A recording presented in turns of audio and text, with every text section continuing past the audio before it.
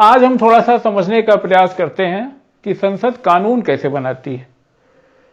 संसद जिन विषयों पे कानून बना सकती है, उस कानून बनाने की प्रक्रिया क्या है, legislative procedure in parliament. We are studying संसद, इस समय हम संसद पढ़ रहे हैं, पार्लियामेंट।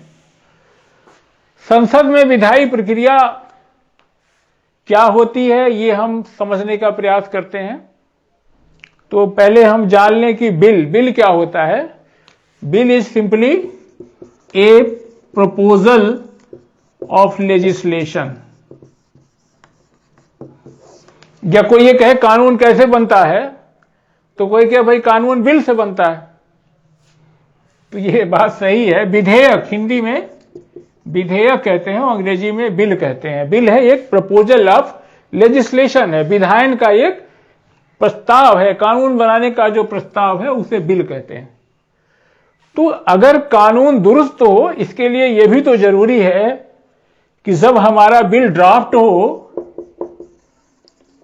तो बिल भी दुरुस्त होना चाहिए, तभी तो कानून दुरुस्त होगा, है।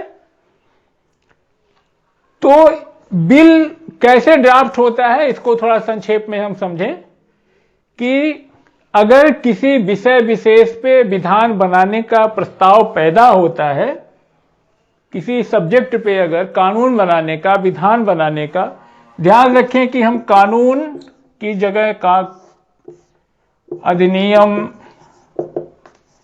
और एक्ट का भी इस्तेमाल, ये तीनों एक ही चीजें हैं, अधिनियम, कानून और एक्ट, ठीक।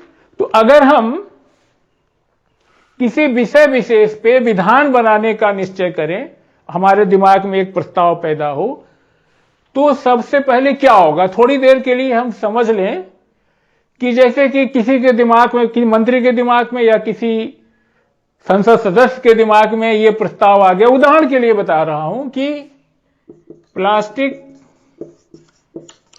थैली के उत्पादन और वितरण पर रोक लगाया जाए, ये बात उसके दिमाग में आ गई। उसके दिमाग में एक ये प्रस्ताव आ गया कि कोई ऐसा विधान बनाया जाए, विशेष विधान बनाया जाए, तो क्या करेगा। तो अच्छा, एक चीज यहां और समझ लें कि कानून बनाने की पहल कौन करेगा। तो ये दो तरीके के विधेयक होते हैं। इंट्रोड्यूसर के आधार पे, जो इन्हें प्रस्तुत करता है, उसके आधार पे दो तरह के बिल होते हैं।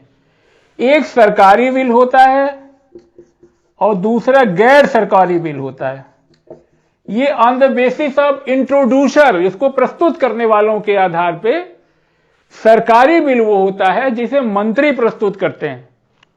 और गैर सरकारी बिल का मतलब ये नहीं है कि जो पार्टी सत्ता में है वो सरकारी होगा, ऐसा नहीं है। अगर माननीय मिनिस्टर कोई बिल प्रस्तुत करते हैं तो वो सरकारी बिल है, और अदर देन मिनिस्टर अगर किसी सदन का कोई सदस्य प्रस्तुत करता है, चाहे रूलिंग पार्टी का हो चाहे अपोजिशन का हो, यानी नॉन मिनिस्टर, जो बिल नॉन मिनिस्टर के द्वारा प्रोड्यूस किया जाता है, उसे हम गैर सरकारी बिल कहते हैं। इसकी प्रक्रिया थोड़ा अलग अलग है, अभी आगे जब हम गैर सरकारी बिल की क्या प्रक्रिया है उसको पढ़ लेंगे। आप समझ सकते होंगे कि ऐसे भी कि मंत्री द्वारा प्रस्तुत किया गया बिल जो है संबंधित मंत्रालय से, वो वित्त मंत्रालय से पुष्ट होता है, इसको पास कराना ज्यादा आसान होता है।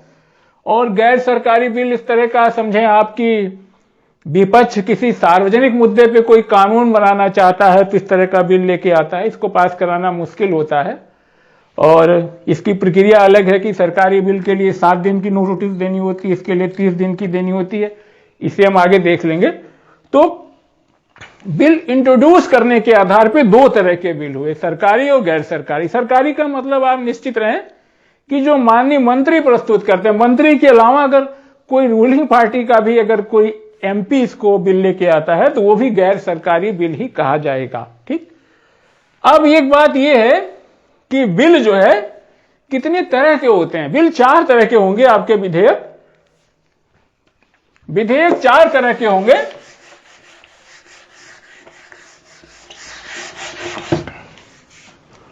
साधारण विधेयक,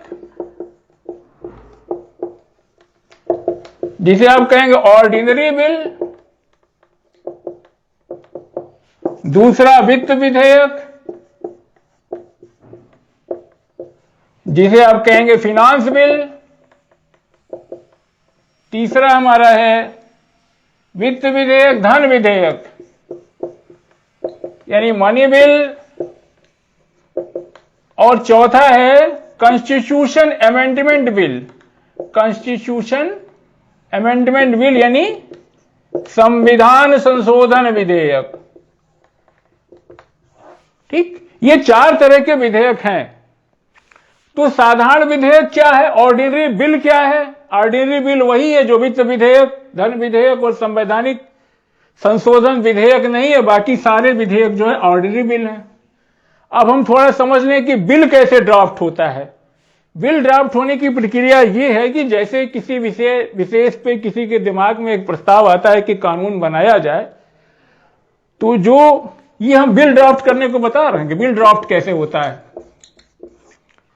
अगर किसी मंत्री के, सरकार के दिमाग में ये प्रश्न आता है, अगर सरकारी बिल की बात हो रही है कि किसी विषय विशेष पे विधान या कानून कैसे बनाया जाए, तो सबसे पहले जो संबंधित मंत्रालय होता है, जो कंसर्न मिनिस्ट्री होती है, वो उसके राजनीतिक, वित्तीय और प्रशासनिक पहलुओं की या अन्य परिणामों की जांच करती है। जांच करना जरूरी है। उसके बाद अगर जैसे प्लास्टिक उत्पादन वाले में बताया कि जैसे कि दिमाग में आया कि हम कोई ऐसा बिल बनावें कि प्लास्टिक थैलियों के उत्पादन और वितरण पर रोक लगाया जाए, तो ये जो कंसर्न मिनिस्ट्री है, कंसर्न मिनिस्ट्री कौन होगी? लघु उद्योग मंत्रालय, जो देख रहा होगा स्मॉल स्केल है, टीनी इंडस्ट्रीज के बारे में, जो अति लघु उद्योग है, लघु उद्योग को जो देख रहा होगा, उस मंत्रालय के द्वारा इसकी जो है जांच की जाएगी, इसकी प्रशासनिक, राजनीतिक, वित्तीय और अन्य पहलुओं की। उसके बाद अगर ये बिल किसी अदर मिनिस्ट्री से कंसर्न है तो उससे भी सलाह ली जाएगी। फर्ज करिए यहां प्लास्टिक उत्पादन वाले की बात है तो मिनिस्ट्री इंडस्ट्री में मिनिस्टर से कंसल्ट होगा, इंडस्ट्री का जो मंत्रालय है उससे कंसल्ट होगा, और ये पर्यावरण से जुड़ा हुआ मुद्दा है तो ये पर्यावरण मंत्रालय से भी कंसल्ट होगा। तो अन्य मंत्रालय से, साथ ही अगर कोई ऐसा विषय है जो राज्य सरकारों से है तो राज्य सरकारों से भी कंसल्ट होगा।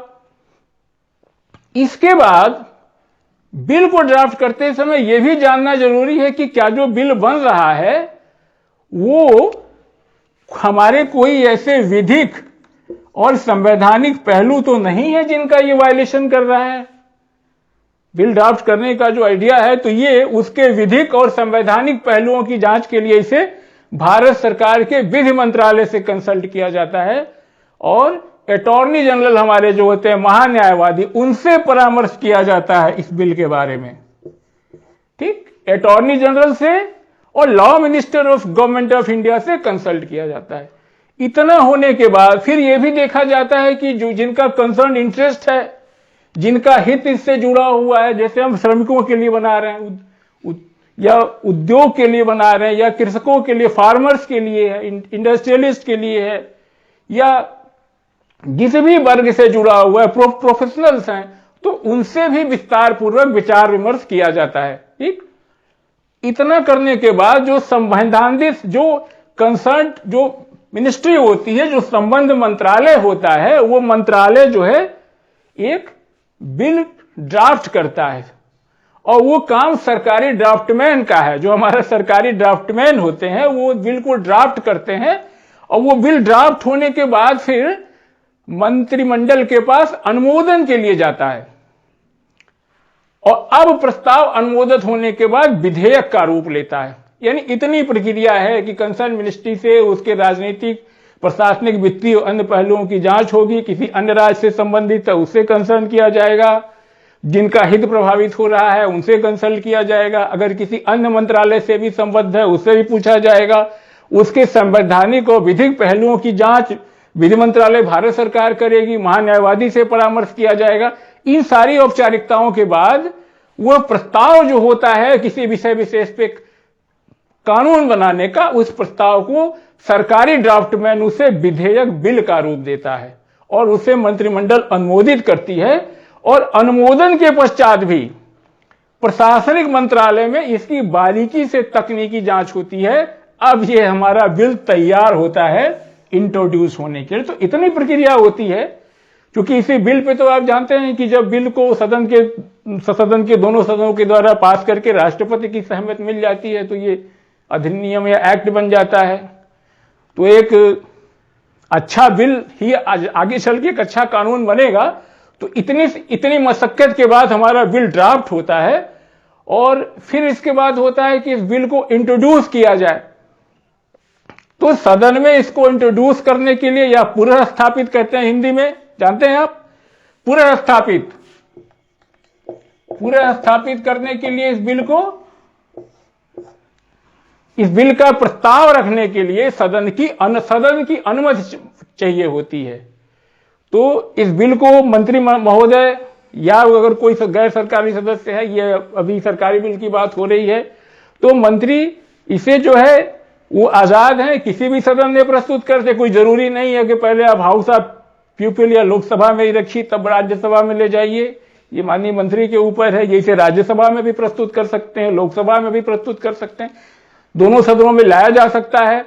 और इस तरह का प्रस्ताव लाया जा रहा है, इस तरह का विधेयक लाया जा रहा है। इस प्रस्ताव की सूचना जिस दिन प्रस्तुत करना होता है उसके 7 दिन पहले, या कहिए कि अगर आज आप कंसर्न जो है, जो सचिवालय है उसके महासचिव को आप लिखित रूप से इन राइटिंग नोटिस देंगे कि मैं फला तारीख को, 7 दिन पहले कहने का मतलब अगर आज आप नोटिस दे रहे हैं महासचिव को, जनरल सेक्रेटरी ऑफ हाउस को, तो आज के 7वें दिन आप बिल को प्रस्तुत कर सकते हैं।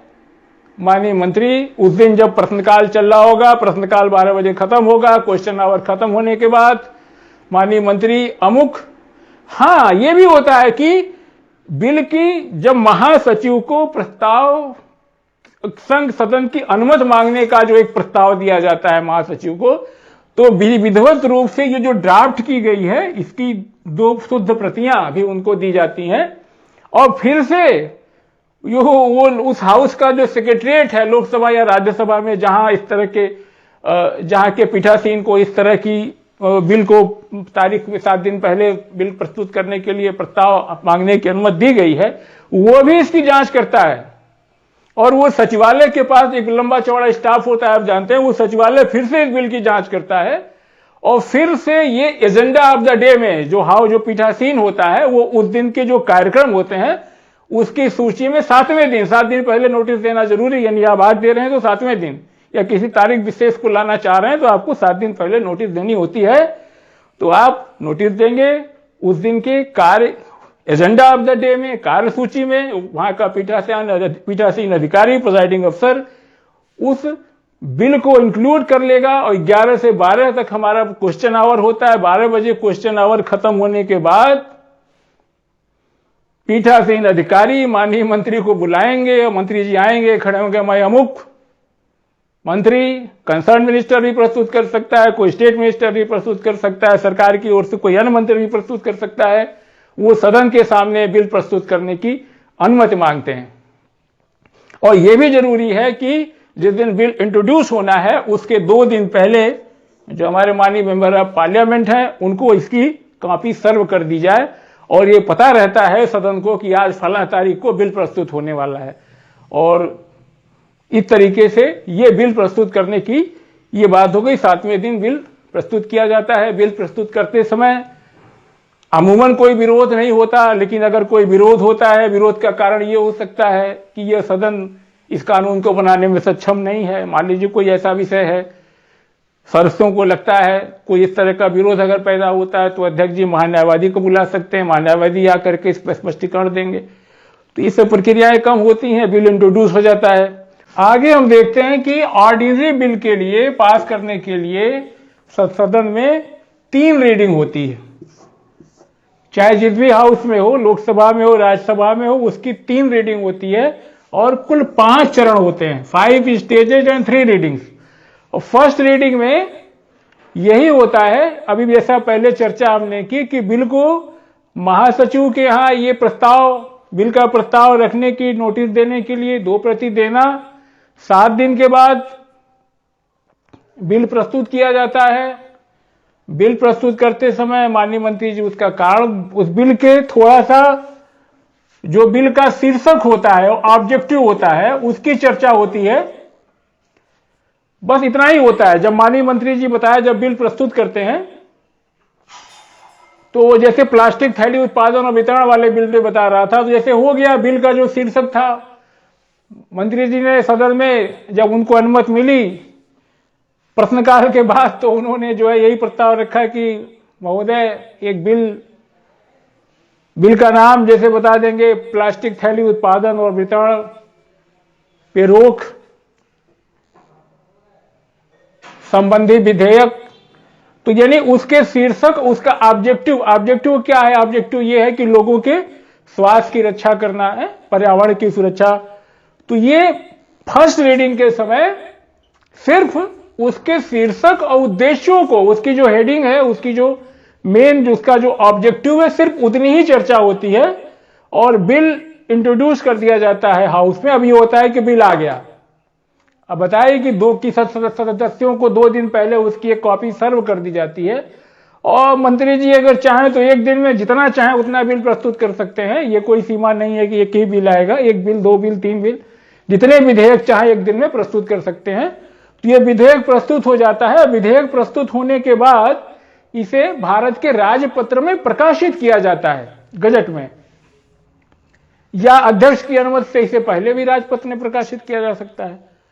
तो फर्स्ट स्टेज यही होता है कि introduction and publication in gazette, यानी बिल को किसी सदन में प्रस्तुत करना। प्रस्तुत करते समय उस पर बहुत चर्चा नहीं होती, सिर्फ उसके शीर्ष पे उसका शीर्षक क्या है, उसका ऑब्जेक्टिव क्या है, इतना बताया जाता है और बिल को राजपत्र में प्रकाशित कर दिया जाता है। फर्स्ट रीडिंग हमारी हो गई, इसी को हम फर्स्ट रीडिंग कहते हैं। फर्स्ट रीडिंग में 2 चीजें हो गई, इंट्रोडक्शन ऑफ बिल हो गया और उसका publication in gazette of India. ठीक, ये 2 चीजें फर्स्ट रीडिंग है। और सेकंड स्टेज सबसे बड़ी स्टेज होती है, महत्वपूर्ण स्टेज होती है, सारे काम इसी में होते हैं। थर्ड स्टेज में भी बड़ी थोड़ी देखते हैं आगे कि एक तरीके से वहां पे फाइनल वोटिंग होकर एक्सेप्ट या रिजेक्शन की बात होती है। सेकेंड स्टेज में क्या होता है कि बिल पे बहुत गंभीरता से चर्चा पर चर्चा होती है और इसके भी जो है 3 चरण होते हैं। पहला होता है स्टेज ऑफ जनरल डिस्कशन, इसके भी जो है सब स्टेजेस हैं। सेकेंड स्टेज के जो है इसे हम स्टेज क्या कहें, इसे हम सेकेंड रीडिंग कहेंगे, द्वितीय वाचन। फर्स्ट रीडिंग प्रथम वाचन, सेकेंड रीडिंग द्वितीय वाचन और थर्ड रीडिंग मतलब तृतीय वाचन। ये रीडिंग है। स्टेज कहेंगे तो 5 कहेंगे। ठीक, 5 स्टेजेस में ये 3 रीडिंग्स होती हैं। फर्स्ट रीडिंग में बिल इंट्रोड्यूस होगा और भारत के राजपत्र में प्रकाशित होगा और सिर्फ उसके जो है शीर्षक पे और उसके ऑब्जेक्टिव पे ही चर्चा होगी, बाकी कोई डिटेल में चर्चा नहीं होती। ये फर्स्ट रीडिंग है। सेकेंड रीडिंग में ये होता है कि स्टेज ऑफ जनरल कंसिडरेशन, इसके 3 सब स्टेजेस हैं। कमेटी स्टेज पे जाता है। तीसरा ये है कि कंसिडरेशन स्टेज, विचार विमर्श की अवस्था। ये 3 सब स्टेजेस है। पहली सब stage, stage of general consideration, सामान्य विचार विमर्श की अवस्था। इसमें क्या होता है, स्टेज ऑफ जनरल कंसिडरेशन, इसमें जब मंत्री जी बिल प्रस्तुत करते हैं तो या तो ये हो सकता है कह देते हैं सदन में कि महोदय इस बिल को जल्दी में अगर कोई बिल लाया गया उसको पास करना जरूरी है, तो ये हो सकता है कि इस बिल पे जो है महोदय कोई दिन और तारीख निश्चित करें, इस पे बहस करा के इसको पास किया जाए। तो ये एक हो सकता है, पहली कंडीशन हो सकती है। दूसरी स्थिति हो सकती है जो आमतौर पे होती है कि होता है कि बिल को जो है सेलेक्ट कमेटी में, प्रवर समिति में सौंप दिया जाए। और तीसरी स्थिति ये होती है कि उसे संयुक्त प्रवर समिति में सौंप दिया जाए। और चौथी स्थिति ये होती है कि बिल कोई बहुत महत्वपूर्ण ऐसा बिल है जिसमें ये होता है कि नागरिकों की को जानना जरूरी है, तो ये होता है कि इसको पब्लिक डोमेन में डाल दिया जाए और जो है पब्लिक ओपिनियन लिया जाए। ये 4 स्टेजेस हो सकती हैं। तो ये मंत्री जी के ऊपर है कि मंत्री जी जब विधेयक प्रस्तुत करते हैं तो प्रस्तुत करते समय ये कह सकते हैं कि महोदय इसको प्रवर समिति में भेज दिया जाए या इसको संयुक्त या इसको ज्वाइंट कमेटी में भेज दिया जाए। तो अगर मंत्री इस तरह की सलाह देते हैं बिल प्रस्तुत करते समय तो वही किया जाता है, उसको सेलेक्ट कमेटी में भेज देंगे या फिर ज्वाइंट कमेटी में भेज देंगे। और अगर मंत्री ने इस तरह का कोई प्रस्ताव नहीं किया है तो ये पीठासीन अधिकारी के ऊपर है, उस हाउस के प्रिजाइडिंग अफसर जो है, ये जरूरी नहीं है कि बिल को जो है कमेटी स्टेज पे भेजा ही जाए, ये कोई नियम नहीं है, बट आमतौर पे ये होता है कि ये जनरल डिस्कशन में खाली, अच्छा जनरल कंसिडरेशन के समय बिल के विषय में बहुत चर्चा वहां भी नहीं होती, वहां खाली इसके सिद्धांतों के बारे में हल्की फुल्की चर्चा होती है, और फिर प्राय ये होता है कि इसको कमेटी स्टेज में प्रवर समिति, इसे प्रवर समिति को सौंप दिया जाता है। और प्रवर समिति अगर लोकसभा की है तो आप जानते हैं कि अधिकतम 30 मेंबर हो सकते हैं, और अगर ये ज्वाइंट कमेटी है तो 2:1 के अनुपात में 30 सदस्य हमारे लोकसभा के और 15 राज्यसभा के, कुल मैक्सिमम 45 मेंबर हो सकते हैं। तो ये प्रवर समिति कोई नियम नहीं है, लेकिन ये होता है। और ऐसा क्यों होता है? क्योंकि आप जानते हैं कि सदन मुश्किल साल में 70-80 दिन चल जाए बहुत है, तो 70-80 दिन में इतना सब काम निपटाना होता है, और विधेयक पे चर्चा के लिए, बहस के लिए काफी समय की आवश्यकता होती है। तो इसी नाते इसको जो है प्रवर समिति में, सिलेक्ट कमेटी में भेज दिया जाता है। और ये अगर मंत्री महोदय सजेस्ट नहीं करते तो ये सदन के पीठासीन अधिकारी का फैसला है कि वो ज्वाइंट कमेटी बनावे या फिर उस हाउस की कमेटी बनावे। तो ये कमेटी स्टेज पे जाने के बाद फिर इसमें कमेटी में इसकी चर्चा होती है, कमेटी बैठती है। अमूमन कमेटी 3 महीने का समय लेती है, 2-3 महीने लग जाते हैं। तो उसमें कमेटी एक एक क्लास पे विचार विमर्श करती है, विशेषज्ञों से सलाह लेती है, सरकार से जो बिल ले आई है मंत्रालय से उसका पक्ष जाना जाता है, जो हमारे कंसर्न ग्रुप्स हैं, व्यापारी हैं, उद्योगपति हैं, व्यवसाय प्रोफेशनल्स हैं, जिनको बिल प्रभावित करना रहता है, उनसे भी राय ली जाती है। और आप जानते ही हैं कि कमेटी को असिस्ट करने के लिए बहुत बड़ा अमला नौकरशाहों का होता है। तो विशेषज्ञों से भी समिति राय लेती है। तो समिति राय लेने के बाद जो बिल होता है, उसके बिल में छेड़छाड़ नहीं करते, उसमें जो उसका रिकमेंडेशन होता है उसको लगा करके भेज देती है। तो जो रिपोर्टेड बिल होता है उस पर फिर कंसिडरेशन होता है। ये तीसरा सब स्टेज है सेकेंड रीडिंग का, कंसिडरेशन स्टेज, विचार विमर्श की अवस्था। इस अवस्था में जो है बिल में काफी जो है ये बड़ी संसाध्य प्रक्रिया है, और जो विधेयक का एक एक क्लाज होता है उस पर फिर बहस होती है। और अगर कोई सदस्य इस पर कोई सुझाव रखना चाहे, कोई संशोधन रखना चाहे, तो संशोधन पे बहस होती है। और अगर वो संशोधन मतदान के द्वारा पास हो जाता है तो उसको विधेयक का हिस्सा मान लिया जाता है। तो ये यहाँ पे ये जो कंसिडरेशन स्टेज है, जो कमेटी स्टेज के बाद से जो प्रतिवेदित बिल आता है, उस पे जम के चर्चा होती है जो है फिर से। तो देखे होंगे आपकी जो पीठासीन अधिकारी होती है कि क्लाज पढ़ के सुनाते हैं, उस क्लॉज पे जो है बहस होती है। और अगर कोई सदस्य, विपक्षी सदस्य किसी प्रस्ताव से सहमत नहीं है तो वो संशोधन लाते हैं। अब मतदान से अगर संशोधन पास हो जाता है तो उसको विधेयक का हिस्सा बना लिया जाता है। तो ये सेकेंड कंसिडरेशन स्टेज है। और ये सेकेंड रीडिंग की स्टेज थी। सेकेंड रीडिंग में यहां तक होता है, विचार विमर्श हो गया। अब थर्ड रीडिंग में खाली बिल का पास होना जरूरी, बिल का पास होने को रह जाता है। सारी चर्चा पर चर्चा तो यहाँ कमेटी स्टेज के बाद कंसिडरेशन स्टेज आते आते हो ही गई। अब यहां आने के बाद ये होता है कि थर्ड रीडिंग में कि हमारे यहाँ बिल में जो कुछ ऐसे बहुत ज्यादा इसमें अमेंडमेंट की इजाजत नहीं होती है, अमेंडमेंट आर नॉट अलाउड। और इसमें ये होता है कि जो पीछे अगर यहाँ करते समय सेकंड ये कंसिडरेशन स्टेज में कोई अमेंडमेंट आए हैं या कोई शेड्यूल जोड़ा गया है तो उनको फिर से स्वीकार करना, अस्वीकार करना जो होता है। तो ये होता है कि इसमें चाहे बिल को एक्सेप्ट करें या रिजेक्ट करें, तो बिल को जो संशोधन के साथ उसको जनरली इसमें अमेंडमेंट वगैरह नहीं होते और फिर उसको बहुमत से पारित कर दिया जाता है।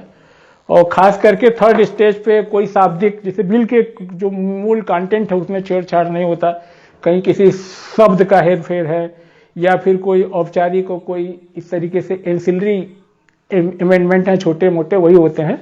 बिल करीब करीब यहाँ तक आते आते विचार विमर्श की अवस्था तक फाइनल हो जाता है और फिर थर्ड रीडिंग में इसे बहुमत के द्वारा पास कर दिया जाता है। आप जानते हैं कि अब ये देख करके इतनी जटिल प्रक्रिया भले लग रही हो, लेकिन सरकार में वही होता है जिसका बहुमत होता है और बिल को बहुमत से पास होना होता है।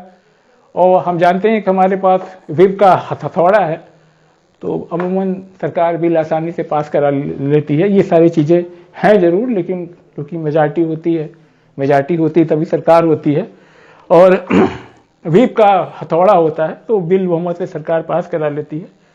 और ये बिल पास होने के बाद जैसे लोकसभा में हो गया तो फिर राज्यसभा में जाता है, फिर राज्यसभा में भी यही 3 रीडिंग्स होती हैं, वो भी अपनी तरीके से यही पूरी प्रक्रिया अपनाते हैं। राज्यसभा भी चाहे तो उसको सेलेक्ट कमेटी में भेज सकती है, ऐसा नहीं है कि अगर यहाँ लोकसभा में सेलेक्ट कमेटी हो गई तो राज्यसभा इसको सेलेक्ट कमेटी में नहीं भेज सकती, वो भी भेज सकते हैं। और फिर अगर राज्यसभा के पास अब क्या विकल्प है, राज्यसभा या तो बिल को वैसे ही पास कर सकती है, और अगर राज्यसभा बिल में कोई संशोधन पेश करती है, उस संशोधन को भेजा जाता है, लोकसभा उससे सहमत है, तो मतलब दोनों सदनों ने पास कर दिया, राष्ट्रपति के पास सहमत के लिए चला जाता है, राष्ट्रपति की सहमत के लिए चला जाता है कि राष्ट्रपति सहमत थे तभी कानून बनेगा, एक्ट बनेगा, अधिनियम बनेगा। या 2 स्टेज ये हो गई, एक तो कि ऐसे ही मान ले जैसा लोकसभा ने दिया, दूसरा ये है कि राज्यसभा ने कोई अमेंडमेंट सजेस्ट किया, उसको लोकसभा ने एक्सेप्ट कर लिया तो दोनों हाउस से पास हो गया। तीसरी कंडीशन ये हो सकती है कि राज्यसभा ने कोई डिसीजन ही नहीं लिया, बिल को पेंडिंग छोड़ दिया, 6 महीने से अधिक समय तक पड़ा रहा, या तो कोई ऐसा अमेंडमेंट सजेस्ट किया राज्यसभा ने जो लोकसभा को स्वीकार्य नहीं है, तो ऐसी कंडीशन में फिर ये होती है कि ज्वाइंट सिटिंग कराई जाए। आप जानते होंगे राष्ट्रपति को यह अधिकार है कि वो संयुक्त सत्र आहूत कर सकता है, तो ऐसी स्थिति में डेडलॉक को खत्म करने के लिए, जबकि 6 महीने से अधिक समय तक कोई निर्णय न ले राज्यसभा, या दूसरी कंडीशन ये कि राज्यसभा के द्वारा जो बिल में संशोधन सुझाए गए हैं उस संशोधन से लोकसभा सहमत नहीं है, तो इस डेडलॉक में संयुक्त बैठक बुलाई जाती है, ज्वाइंट सिटिंग बुलाई जाती है। ज्वाइंट सिटिंग में आप जानते हैं कि उसको प्रिसाइड हमेशा लोकसभा का अध्यक्ष करता है, और अध्यक्ष किसी कारण से नहीं है तो हमारे उपाध्यक्ष करते हैं, वाइस प्रेसिडेंट करते हैं, और लोकसभा का जो हमारा सेक्रेटरिएट है, सचिवालय है, वही ज्वाइंट सिटिंग के बारे में सब देखता ताकता है, वो हमारा जो जनरल सेक्रेटरी लोकसभा है वही सब देखते हैं। तो वहां से फिर ज्वाइंट सिटिंग में पास हो जाता है बिल। ज्वाइंट सिटिंग में बिल जानते ही आप, नियरली 2 संबंध 1 का अनुपात है, लोकसभा का बहुमत वहां भी होता है, तो जाहिर सी बात है कि लोकसभा का वर्चस्व होता है ज्वाइंट सिटिंग में भी। तो अगर बिल दोनों सदनों के द्वारा पास हो गया, ज्वाइंट सिटिंग से पास हो गया, तो अब यह बिल राष्ट्रपति साहब के पास जाता है। अब राष्ट्रपति साहब के पास क्या ऑप्शन है, 3 ऑप्शन है।